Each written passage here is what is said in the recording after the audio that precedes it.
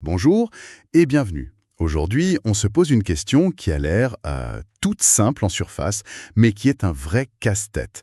Au fond, ça veut dire quoi savoir quelque chose? C'est la question fondamentale en fait. Exactement.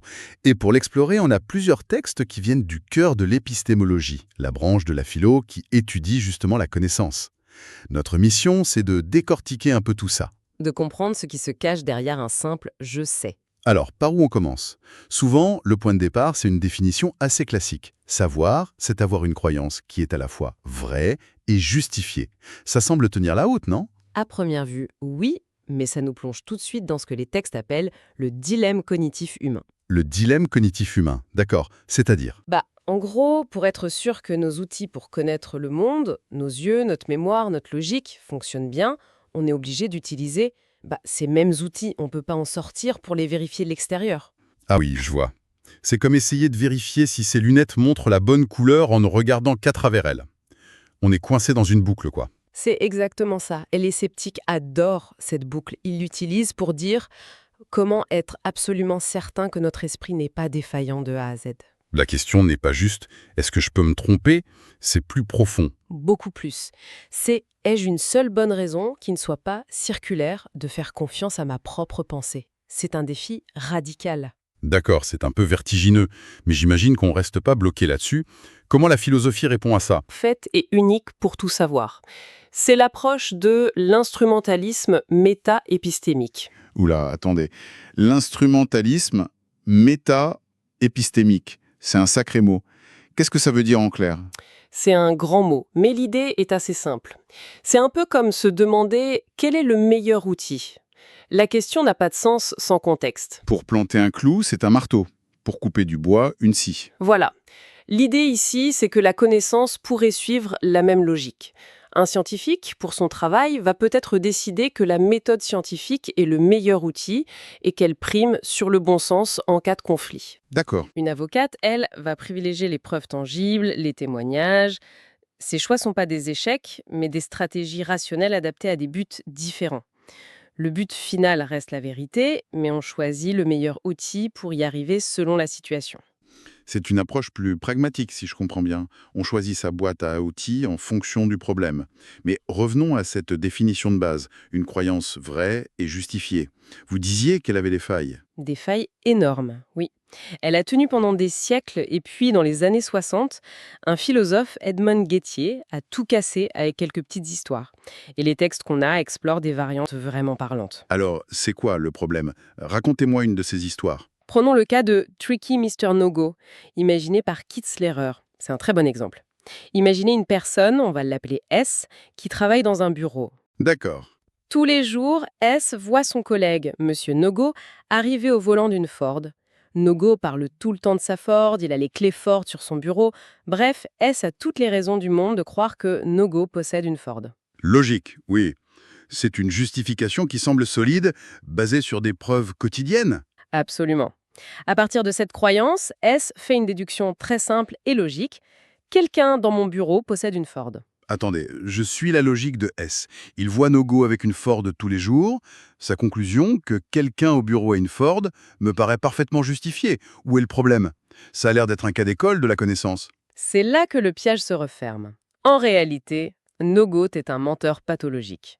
Il n'a jamais possédé de Ford de sa vie, il en loue une pour impressionner ses collègues. Ah, Sauf que, par une coïncidence incroyable, un autre employé du bureau, Monsieur Avit, que S connaît à peine, possède bien une Ford. Mais S n'en sait absolument rien. ah, d'accord. Donc on reprend. La croyance de S, quelqu'un au bureau possède une Ford. Est-ce qu'elle est vraie? Oui, elle est vraie, c'est un fait, puisque Monsieur Avit en a une. Ok. Est-ce qu'elle est justifiée? Oui, elle est très bien justifiée par toutes les preuves, même si elles sont trompeuses, que S a accumulées sur Nogo. Donc on a une croyance vraie et justifiée. Mais est-ce que S sait que quelqu'un possède une Ford? Intuitivement, j'ai envie de dire non. C'est un coup de bol monumental. C'est exactement ça. Sa conclusion est juste par pure chance. La justification qu'il a construite, même si elle est rationnelle, n'a absolument aucun lien. Avec le fait qui rend sa croyance vraie. Voilà. Le vrai propriétaire de la Ford, Avit, est un fantôme dans son raisonnement. Et voilà le problème de Guettier. Il montre qu'on peut avoir une croyance vraie et justifiée, qui n'est pas de la connaissance. Il manque quelque chose. Il manque l'ingrédient anti-chance, en quelque sorte.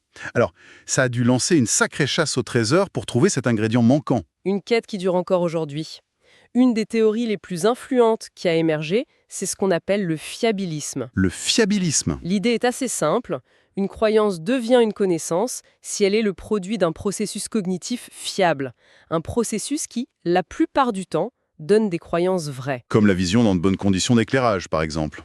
C'est un processus qui marche bien en général, mais cette idée de processus fiable, ça me semble un peu flou. Qui décide ce qui est fiable? Excellente question, et c'est précisément là que ça devient complexe. Mais il y a une autre objection, encore plus profonde, qui est illustrée par une autre expérience de pensée, le cas de Little Lord Truetemp. J'adore ces noms. Alors, c'est quoi son histoire à ce Truetemp? Imaginez qu'on implante en secret une puce dans le cerveau de Truetemp. Cette puce est un thermomètre hyper précis et fiable qui lui envoie en continu des croyances sur la température. D'accord. Il se met à penser, tiens, il fait 22,7 degrés. Et c'est toujours parfaitement exact. Le processus est fiable à 100%. Mais le truc, c'est que Truetemp n'a aucune idée d'où viennent ses pensées. Il ne sait pas qu'il a une puce, il n'a aucune raison de faire confiance à ses intuitions soudaines. Et la question c'est, est-ce qu'il sait vraiment qu'il fait 22,7 degrés? Exactement. C'est fou. Ça veut dire qu'on pourrait être une sorte de thermomètre humain parfait sans pour autant savoir quoi que ce soit. La connaissance, c'est donc pas seulement avoir la bonne réponse, même si on l'a tout le temps. Il faut aussi... Une sorte de conscience du pourquoi on a la bonne réponse. Oui, voilà. Vous mettez le doigt sur le cœur du débat entre deux grands camps, les externalistes et les internalistes. Pour un externaliste, partisan du fiabilisme, Truetemp sait. Peu importe qu'il ne comprenne pas pourquoi, le processus est objectivement fiable et c'est tout ce qui compte. C'est une vision externe de la justification. Tout à fait. Pour un internaliste, c'est un échec total. La justification doit être accessible de l'intérieur. La personne doit avoir des raisons qu'elle peut elle-même saisir et évaluer pour croire ce qu'elle croit. Et là, on retrouve notre histoire de boîte à outils du début. Si mon but est de vérifier objectivement si une info est correcte, la vision externaliste est très pratique. Mais si je veux évaluer si une personne est rationnelle dans ses croyances, l'internaliste semble plus juste. C'est une très bonne façon de le résumer.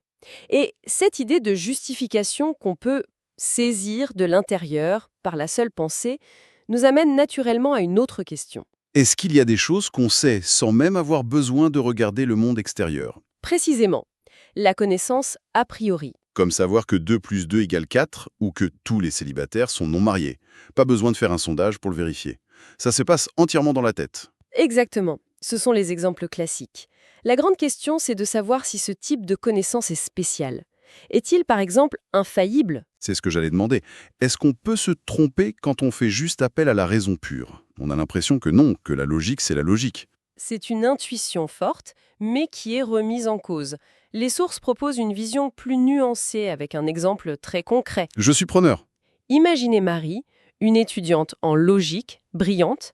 Elle réfléchit à un problème et, par pure déduction, elle arrive à la conclusion qu'une certaine inférence est valide. C'est une croyance purement a priori. Sauf que, Hein? elle s'est trompée.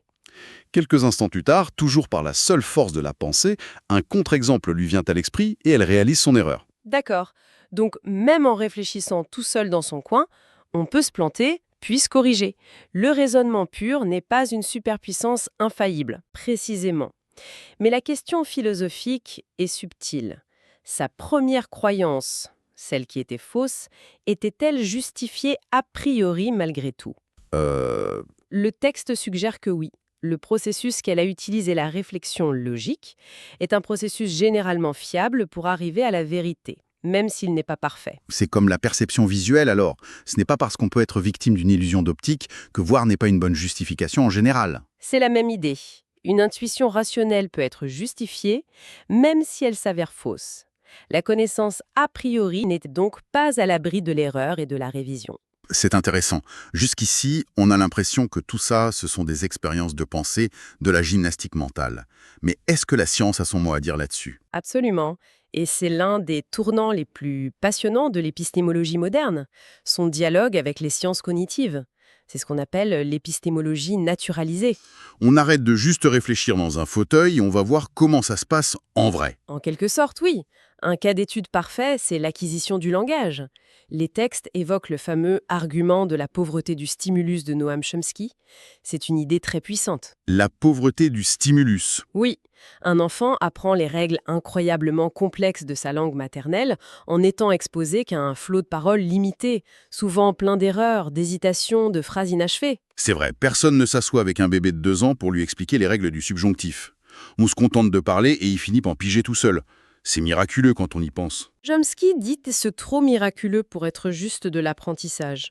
Ce serait impossible si l'enfant n'avait pas déjà, en quelque sorte, une grammaire universelle câblée dans son cerveau, des contraintes innées qui guident son apprentissage. Il y a un exemple concret de ça, hein? Oui, le texte en donne un très bon sur la façon de former des questions en anglais.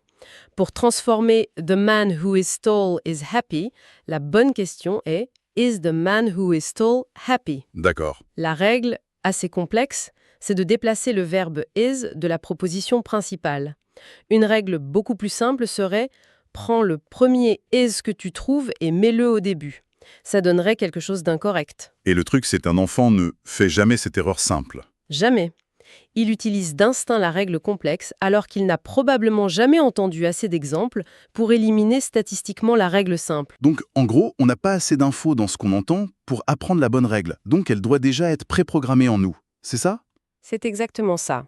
Une partie de notre connaissance de la structure du langage ne viendrait donc pas de l'expérience, mais serait innée. Et ça ne s'arrête pas au langage. Ah non, on retrouve ça dans d'autres domaines. Oui, notamment avec les nombres. Des recherches assez fascinantes montrent que des bébés de quelques mois, bien avant de parler, ont déjà un sens du nombre approximatif. Ils font la différence entre 2 et 3 objets, ce genre de choses. Par exemple, oui, on observe des capacités similaires chez de nombreux animaux. Tout cela suggère fortement que nous naissons avec un module cérébral dédié à la quantité, une sorte de connaissance arithmétique de base. Alors, si on fait le bilan de ce voyage, c'est assez déroutant. On est parti d'une définition simple de la connaissance et on a vu qu'elle explose au premier contact avec un simple coup de chance. C'est ça. Et la recherche de la parade nous a montré que les philosophes ne sont même pas d'accord sur le but de l'évaluation. Un critère externe de fiabilité ou une justification interne et rationnelle. Ensuite, on a vu que même la connaissance qui semble la plus pure, celle de la logique, n'est pas à l'abri de l'erreur. Et pour finir, la science nous suggère que certaines de nos connaissances les plus fondamentales sont peut-être un héritage de notre évolution. Tout ce parcours montre que savoir est un état incroyablement complexe. C'est pas juste un puzzle logique bien assemblé, c'est aussi le produit de nos mécanismes cérébraux, qu'on en soit conscient ou non. C'est vrai que toute notre discussion a porté sur ce qui se passe dans la tête d'une seule personne. Mais on ne réfléchit jamais vraiment seul. On vit en société, on parle aux autres. Est-ce que ça change la donne? Ça ouvre une dimension complètement différente, et c'est une excellente question pour conclure. Si on admet que des facteurs sociaux peuvent influencer ce qu'une société considère comme vrai, Comme les règles de la preuve dans un tribunal, ou les consensus dans une communauté scientifique. exactement. Alors, c'est quoi la connaissance? Est-ce que c'est ce que l'individu le plus brillant conclut dans son coin? Ou est-ce que c'est le produit, parfois génial et parfois bancal, d'une immense conversation collective? Une question à méditer. Merci de nous avoir rejoints pour cette exploration en profondeur.